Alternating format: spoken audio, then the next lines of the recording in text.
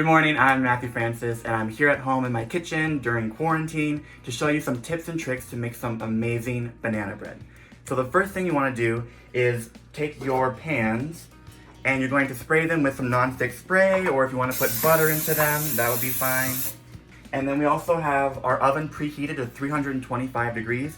Okay, so now the next thing we're going to do is we're going to mix the dry ingredients. So I have some flour I'm going to put into a big bowl. And then we have some salt, baking powder, and some baking soda.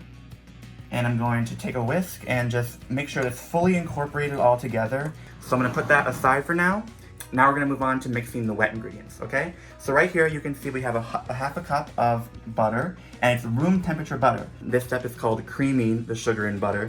And how we do that is by taking some white sugar and pour it into the room temperature butter. You're going to take a electric mixer and you're going to beat it until the sugar penetrates into the butter and put some air pockets into that room temperature butter so it gets nice, light, and fluffy. Next thing we're going to do is we're going to add in our mashed bananas. Now you want to use about 3 really ripe bananas, and when you do that, they should look kind of like this, where they have some brown spots and some black spots on there.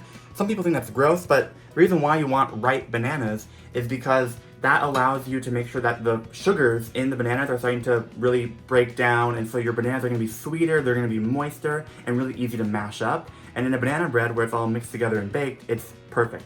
That's the secret to really moist and flavorful banana bread.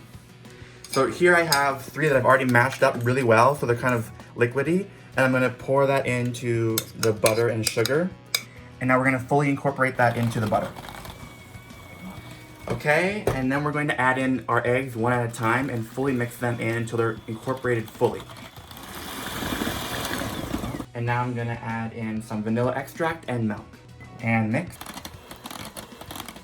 It's great that we use a big bowl here, right? Because we're going to make a well in the center of the dry ingredients and pour in the wet banana mixture. And the goal here is to mix this together as quickly as we possibly can. So I'm going to lightly fold it together and try and incorporate the flour and the liquid to become one homogeneous mixture. And once you get that kind of initial mix together and where everything's moistened, you can then add in your mix-ins. My family loves to put nuts and dark chocolate. You also could put dried fruit, whatever you like. So here we have some walnuts and some dark chocolate.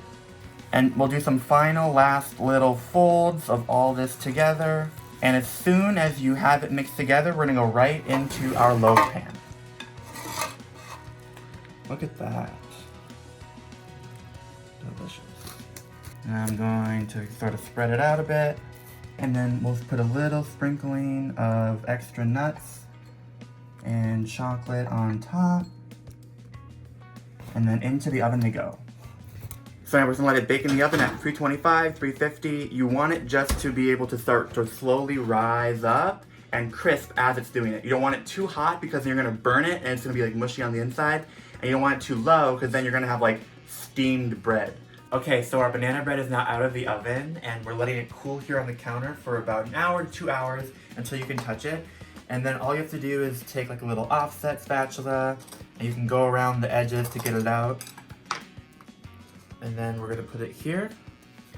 And when you test the banana bread, you kind of go in with a toothpick and take it out, and it should be clean, just like that. And then now I'm going to slice it up. Ooh.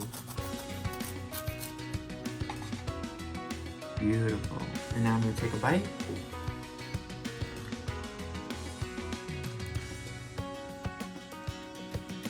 The banana bread is nice and moist. The texture is great, it's nice and light, and you can taste, of course, all that great banana sweet flavor, as well as some crunch from the chocolate and the nuts. It's delicious. So how do you and your family make banana bread? Do you have secret ingredients? Let me know in the comments down below. And if you enjoyed watching this video, please subscribe to Allrecipes. We make a ton of great dessert content, breakfast content, and more quick bread content you'll really enjoy.